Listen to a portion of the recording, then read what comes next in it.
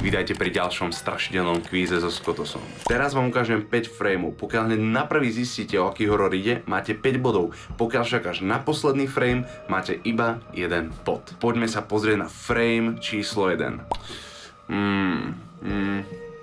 Asi moc nehovorí, niektorým z vás môže, ale to by ste museli byť naozaj veľmi veľkí fanúšikovia. Tak si poďme dať frame číslo 2. Možno malinko lepšie, ale stále taká klišé hororová scéna. Tak rád by som vám poradil, čo to je za horor, ale nechám si to úplne nakoniec, skúsim vydržať. A pre tých z vás, ktorí neviete, dávam vám frame číslo 3.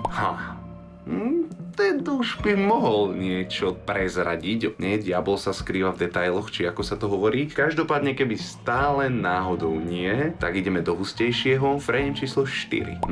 Tu už bola nejaká dávka akcie, niečo trošku strašidelné, creepy. Kto to tam je na tom zábere?